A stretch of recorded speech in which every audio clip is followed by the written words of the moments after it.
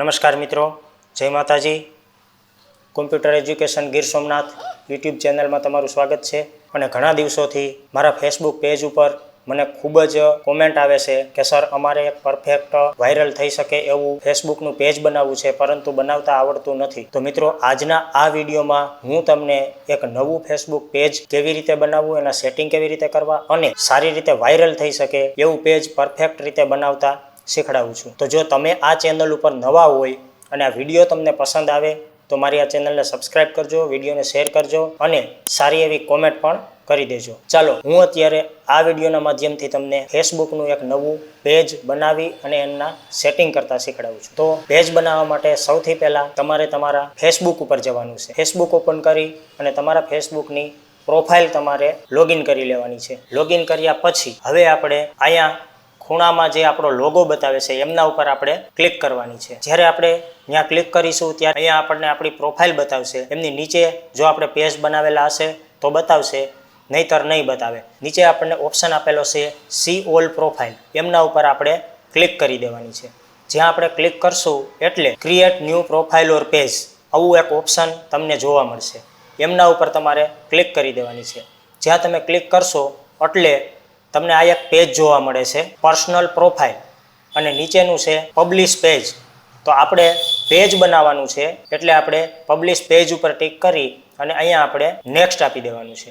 જ્યારે આપણે નેક્સ્ટ આપશું ત્યારે આપણને અહીંયા ઘણું બધું લખેલું બતાવશે, જે તમારે પરફેક્ટ રીતે વાંચી લેવાનું છે અને એ મુજબ તમારે કામ કરવાનું છે. હવે નીચે આપણને ગેટ સ્ટાર્ટેડનો ઓપ્શન આવશે, ત્યાં આપણે ગેટ સ્ટાર્ટેડ કરી દેવાનું છે. જ્યારે ગેટ સ્ટાર્ટ કરશો એટલે આ ટાઈપનું આપણને ડેશબોર્ડ જોવા મળશે. હવે સૌથી પહેલાં એ ઉપર દર્શાવેલું છે એ પ્રમાણે તમારે તમારા પેજનું નામ ક્રિએટ કરવાનું છે. પેજનું નામ શું રાખવું છે? તો તમે પેજને, આ પેજની અંદર તમે કેવી પોસ્ટ અને કેવા વિડીયો મૂકવાના છો એને અનુરૂપ જ નામ રાખવું, જેથી કરીને તમારા પેજ ઉપર ઓડિયન્સ આવે. બરાબર? તો હવે હું આ પેજનું નામ ઓનલાઈન શોપિંગ, આપણે આ પેજની અંદર ઓનલાઈન શોપિંગ કરાવવાનું છે. તો મારે આ પેજની અંદર શોપિંગ બાબતનું કે વસ્તુ ખરીદી કરવા બાબતનું એક પેજ હું બનાવવાનો છું. તો આનું નામ હું રાખીશ ઓનલાઈન શોપિંગ. અહીંયા આપણે નામ ટાઈપ કરી દઈએ છીએ. ત્યારબાદ આપણને નીચે કેટેગરી પૂછે છે, ત્યાં આપણે રાખવાનું છે ડિજિટલ ક્રિએટર. અહીંયા આપણે ડિજિટલ ક્રિએટર સિલેક્ટ કરવાનું છે. ત્યાર પછી નીચે બાયોડેટા જે પૂછે છે એની અંદર આપણે લખી નાખીએ એફિલિએટ માર્કેટિંગ દ્વારા એમેઝોનમાંથી જે પ્રોડક્ટ છે એમાંથી સારી પ્રોડક્ટ ગોતી અને હું આ પેજ ઉપર અપલોડ કરવાનું છું.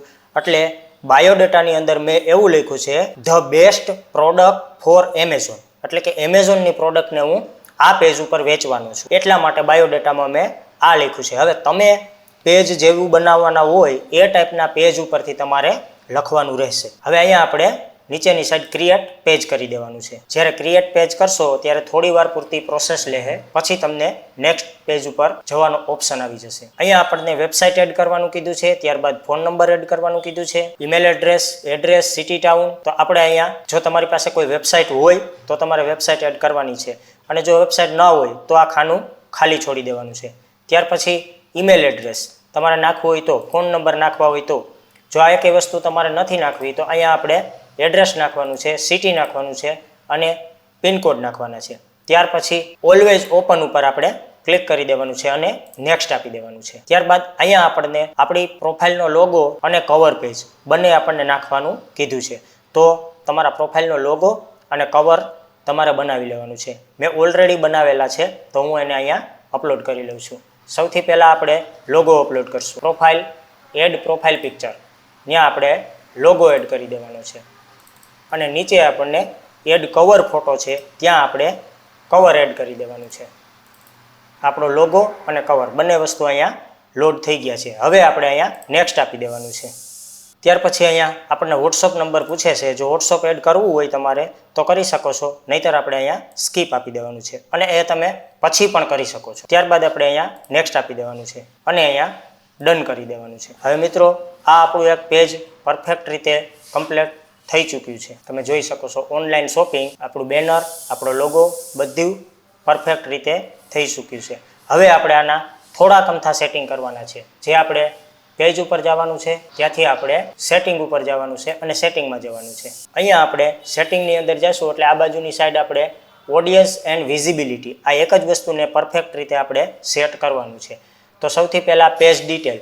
તો પેજ ડિટેલની અંદર આપણે જઈશું એટલે આ પેજ ડિટેલ જેટલા છે એ તમારે પરફેક્ટ રીતે ભરી દેવાના છે. જે વસ્તુની જ્યાં જરૂર હોય, અહીંયા તમારું એડ્રેસ છે, સર્વિસ એરિયા છે, phone number, WhatsApp number, email number, આ બધી વસ્તુને એડ કરી દેવાની છે. આ વસ્તુ એડ થઈ ગયા પછી આપણે હવે પાછા રિટર્ન જશું અને અહીંયા પોસ્ટ ઉપર જવાનું છે. પોસ્ટ ઉપર ગયા પછી અહીંયા આપણે always share post your story, આ એક જે ટીક છે આને આપણે ઓન કરી દેવાની છે, જેથી કરીને તમે જે પોસ્ટ કરો છો એ તમારી સ્ટોરીમાં પણ ઓટોમેટિકલી ચાલ્યું જાય. ત્યાં પછી આપણે સ્ટોરી ઉપર ક્લિક કરવાનું છે.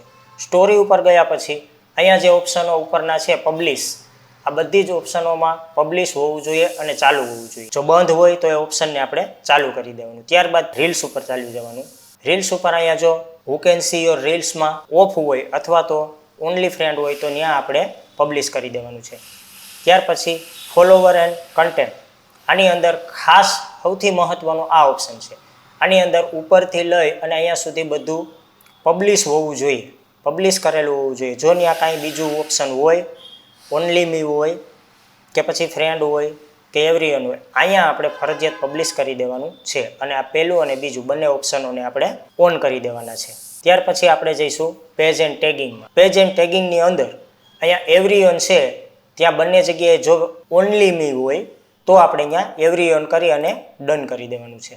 પરંતુ અહીંયા બધી જગ્યાએ એવરીવન અને પબ્લિશ જ ઓલરેડી છે. આ બે ઓપ્શનને આપણે કાંઈ છેડવાના નથી. હવે મિત્રો આ આપણા સેટિંગ પણ પરફેક્ટ થઈ ગયા છે. આ રીતે એક નવું ફેસબુક પેજ બનાવો અને એની અંદર તમે રેગ્યુલર સ્ટોરી અપલોડ કરો, પોસ્ટ અપલોડ કરો, રીલ્સ અપલોડ કરો અને પરફેક્ટ રીતે આ પેજને વાયરલ થાય એવી પૂરી કોશિશ કરો. બાકી રહી વાત કે જો તમને આમાં બીજી કાંઈ ખબર નથી પડતી તો મારી પ્રોફાઇલમાં મારા મોબાઈલ નંબર આપેલા છે, તમે ગમે ત્યારે મારો સંપર્ક કરી શકો છો. સંપર્ક કરવાનો સમય સવારે 9 થી 5 વાગ્યા સુધીનો છે, એ પછી કોઈએ કોલ કરવો નહીં. ચાલો હવે આપણે કોઈ નવા વિડીયોની અંદર ફરીથી તમને મળીશું. ત્યાં સુધી બધાને જય હિન્દ, જય ભારત.